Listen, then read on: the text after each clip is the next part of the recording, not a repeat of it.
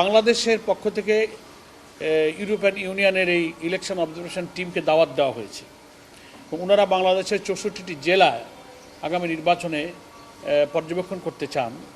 আপনি যেমন প্রশ্ন করেছেন আপনারা কি সারা দেশে কিভাবে অবজার্ভ করবেন, ওনারা বলেছেন যে আমরা প্রত্যেকটি জেলায় একজন প্রতিনিধি পাঠাবো আর একটা টিম সব জায়গায় তারা মুভ করবেন, এভাবেই ওনারা করবেন। এবং নির্বাচনের পর তাদের ইলেকশন অবজারভেশনের ব্যাপারে ডিটেলস খুঁটিনাটি একটা রিপোর্ট তারা জাতির সামনে, দেশবাসীর সামনে পেশ করবেন। এবং ওনারা বলেছেন যে আমরা নির্বাচন পর্যবেক্ষণের ক্ষেত্রে আমরা প্রফেশনালিজম, তারপর হচ্ছে একেবারে নিউট্রাল এবং ফ্রি ফেয়ার ইলেকশনের জন্য আমরা পেশাদারিত্বের সঙ্গে এই নির্বাচনগুলো পর্যবেক্ষণ করব। এবং আমির জামাত বলেছেন যে শুধু আপনার ইলেকশন অবজারভেশন করবেন এটা আমরা চাই না, আমাদের নির্বাচন সুষ্ঠু, গ্রহণযোগ্য, নিরপেক্ষ করার জন্য প্রয়োজনীয় টেকনিক্যাল সাপোর্ট আপনারা দেবেন, কারিগরি সহযোগিতা যেন আপনারা দিতে পারেন, সেটাও আমির জামাত এই ডেলিগেশনের কাছে তারা অনুরোধ জানিয়েছেন। প্রসঙ্গক্রমে বাংলাদেশে গণতন্ত্রের চর্চার প্রসঙ্গ আলোচনা এসেছে।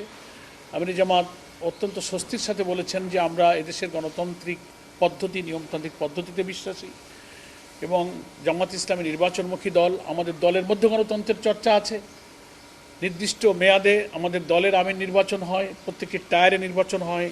এটা বলতে গিয়ে আমির জামাত বলেছেন যে আমাদের দলের আমিরের মেয়াদ টেনিউরটা এবারই শেষ হচ্ছে, আগামী অক্টোবর থেকে আমাদের আমির নির্বাচনের ইলেকট্রাল প্রসেসও শুরু হচ্ছে। এটা বুঝিয়ে উনি এটা বলতে চেয়েছেন যে আমরা দেশেও গণতন্ত্র চাই, আমাদের দলের মধ্যে গণতান্ত্রিক চর্চাটা বিদ্যমান আছে। তারা জানতে চেয়েছে জামাত ইসলামী নির্বাচনে প্রার্থী বাছাই প্রক্রিয়া কিভাবে করে, আপনারা কতটা করেছেন। সেটা আমাদের যে নির্দিষ্ট পদ্ধতি আছে যে আমরা একেবারে দলের গ্রাসরুট থেকে মতামত নিয়েছে যে আমরা একদিকে দলের ভেতরে গ্রহণযোগ্যতা, আবার পাবলিকের কাছে গ্রহণযোগ্যতা, দুইটাকে মিলিয়ে প্রার্থী বাছাই করি। এই প্রার্থী সিলেকশনের সিস্টেম সম্পর্কে আমির জামাত তাদেরকে অবহিত করেছেন।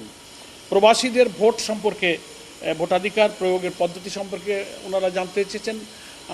বাংলাদেশ জামাত ইসলামীর সম্মানিত আমির বলেছেন যে বাংলাদেশ জামাত ইসলামী সর্বপ্রথম আমাদের প্রবাসী 1 কোটির বেশি ভোটারের ভোটাধিকারের প্রশ্ন তুলেছে এবং আমরা অ্যাকর্ডিংলি ইলেকশন কমিশনে লিখিত দাবি করেছি এবং শেষ পর্যন্ত নির্বাচন কমিশন এবং সরকার এই প্রস্তাব অ্যাকসেপ্ট করেছেন এবং প্রবাসীরা যেন ভোট দিতে পারে সেই প্রক্রিয়া অলরেডি ইলেকশন কমিশন শুরু করেছেন। ওনারা জানতে চেয়েছেন জামাত ইসলামী ইলেকশনের ব্যাপারে আগামী দিনে রাষ্ট্রের দায়িত্ব হাতে পেলে তাদের মূল এজেন্ডাটা কি হবে।